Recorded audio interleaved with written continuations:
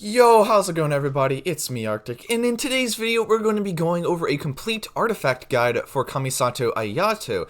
I'm basically going to be talking about the certain builds you can go for with Ayato, like either a sub DPS build or his like kind of main DPS build or a burst DPS build. He really's got like three kind of pseudo options that he can go with. If you are new to the channel, remember to subscribe. I'm trying to get to 10,400 subscribers. It really helps me out a lot if you do. I cover all sorts of Genshin Impact news and other information, but anyway, let's get back to the video. So a few things that we have to keep in mind before we actually select our artifacts for Ayato is one, that his E skill is on kind of a short-ish duration, meaning that like his Hydro infusion it only lasts like a certain bit of time, so he doesn't have constant uptime on his Hydro infusion, which is a little bit sad.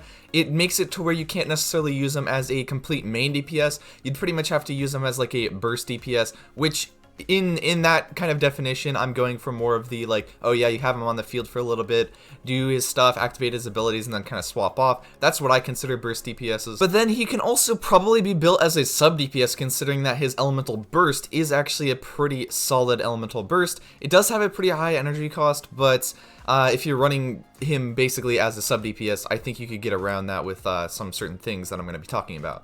I'm only going to be covering the artifact sets that are actually viable on Ayato. I'll be covering every single artifact that is actually in the game, but there might be some things that I missed, so if there is, just leave a comment down below and I will get to it. The first artifact set that I want to look at is going to be the Gladiators Finale. Now this one is actually going to be a pretty okay option to actually start with, because it does have an 18% attack bonus, which is going to be pretty good because Ayato does have some pretty good usability with like high attack percentage and whatnot. Like having a good amount of attack on him is definitely going to be very beneficial. Also, the 4-piece bonus, if the wielder of the artifact set uses a sword, claymore, or polearm, it's going to increase their normal attack damage by 35%. And since most of Ayato's damage is from normal attacks, this could be potentially an okay 4-piece set to go with. Next set that I want to talk about is actually the Thundering Fury set. And now you're probably wondering, why would I choose this set? And the reason is because of the 4-piece bonus of this, because it actually decreases the elemental skill cooldown.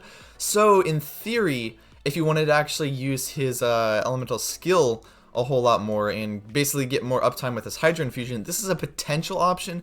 Now the reason why I say potential option is because there's definitely very much better options to go for if you're trying to go for damage, but if you're trying to go for like a gameplay loop, this potentially might actually fit pretty well if you are going for like characters like Yaimiko. Also, Yaimiko could be a potentially good character to run with this, or like Raiden Shogun is actually going to be pretty good because Raiden kind of is a burst DPS in herself also, where her burst basically gives her that infusion of electro damage for like quite a little bit, and so I think this definitely could be beneficial. Plus, you can like trigger this off the field, I'm pretty sure. The next set I'm going to talk about is the Blizzard Strayer set. And now you're probably wondering why I would actually choose this. And the reason behind this is because since Kamisato Ayato is a Hydro character, if you run like cryo supports or something, you're going to actually be able to get that increased crit rate on the frozen enemies or enemies affected by cryo. But if you're hitting them with like Hydro, they're going to be infused anyway.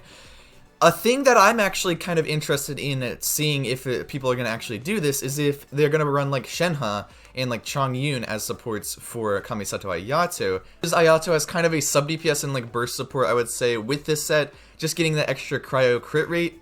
Really, I think Ayaka is going to be a little bit better than Ayato in that comp, and that's just because Ayaka is actually a cryo character and basically can utilize Shenhe the whole entire time. But it's still an interesting and possibly viable option. Just make sure you have like a cryo support that's going to be running with this. And the Heart of Death set is probably actually the best set to go for Ayato if you're currently like pre-farming, I would say, because it does give you like a 15% Hydro damage bonus, which is beneficial to like his whole kit.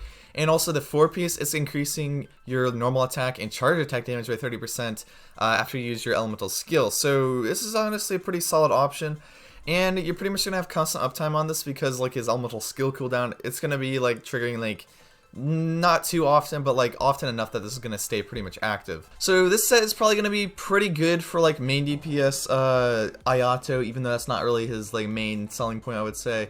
But just in general on Ayato, I think this is going to be a pretty solid option. The Shimano's Reminiscence set, this set has potential to be okay, but only really if you're going for like normal attack damage. I would say you get like 50% off of this, but then you run the risk of like sapping your like elemental burst energy. Goes down by like 15 every time you cast your elemental skill, which doesn't seem like too much, but it's really gonna offset your like energy cost and energy gains. So I wouldn't really recommend this set too much. Severed Fate set I think is probably gonna be his best overall set for sub DPS because it does come with energy recharge at 20% right here. So that's gonna already be boosting up your burst uptime. I would say you basically can sap up your burst all the way to full a lot faster.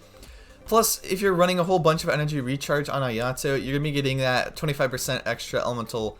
You're going to be getting like 25% of your energy recharge converted to elemental burst damage, and that can go up to 75%. So 75% burst damage is quite a lot, so this is definitely a very good sub DPS option. The last set that I'm going to talk about is actually the Echoes of an Offering set. And this is actually the new set that's going to be dropping in 2.6.